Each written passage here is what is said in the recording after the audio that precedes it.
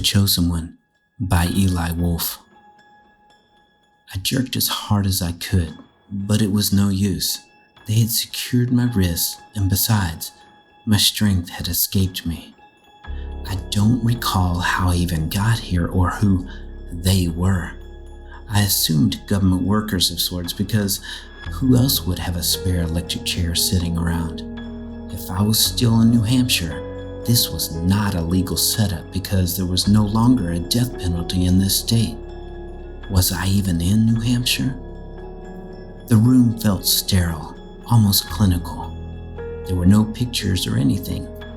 Wait, a folder that had my name on it was on a small desk to my right. Someone walked by outside the room. I saw him through the small window on the door. Looked like a janitor. If I could only see what they wrote about me in the folder, I could explain that they were mistaken and had the wrong person. They won't just zap me to death without having talked to me first, right? They do some kind of verification before they flip the switch, don't they? The janitor walked past again. A moment later, his head popped in front of the window. He stared at me. I went wide-eyed to let him know I wanted his attention and did my best to motion for him to come in. The door handle turned and he entered the room. From the hall, I heard a faint scream, and was that a chopping sound? The door soft closed and the room went silent again. Imagine my luck that this guy just happened along, and from the sound of things outside my room, it sounded like I was in a slaughterhouse. Something was off with this place. I was ready to do whatever it took to escape. I thought maybe this guy was the janitor that worked the night shift and nobody else was around because he wore no shoes. But then I noticed he was wearing a gown similar to the one I wore. He picked up my folder. "It's really you," he said. Why had that sounded scary and not given me a sense of relief? I gave a forced smile, not that he would have noticed from the gag in my mouth. Was all I managed. He stopped thumbing through my documents and looked at me with his brow wrinkled.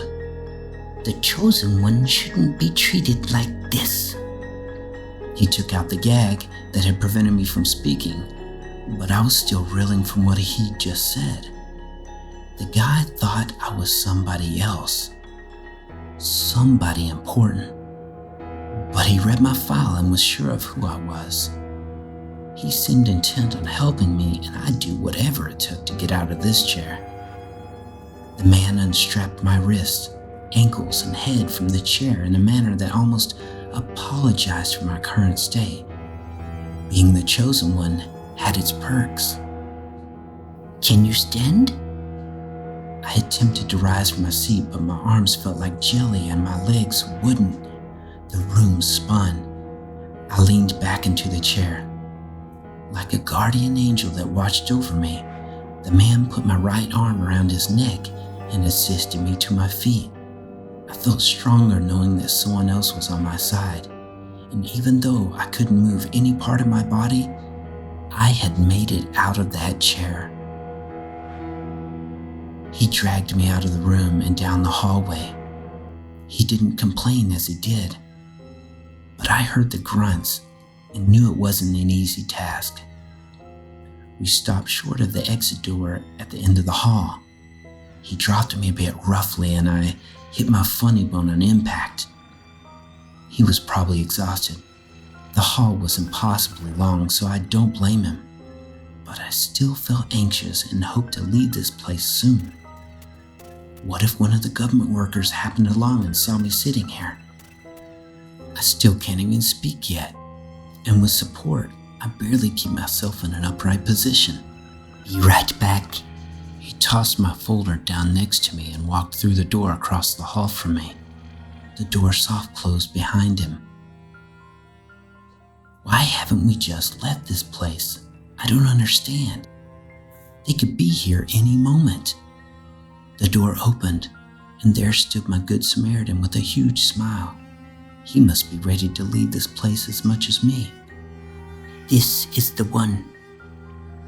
He stepped aside, and through the doorway came this beast of a man. The brute's eyes were hollow, and his stare burned through me. I thought something was off, but then he smiled. You know, you can bring them in any order. It doesn't matter. It matters. You said I could choose the order. Their lives deserve to have more meaning than just an abrupt ending.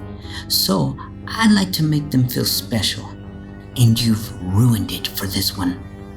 My eyes went wide. I gasped, and my body jerked me off balance. I slid down the wall and landed on my side. I saw the axe in the brute's hand come from behind his back.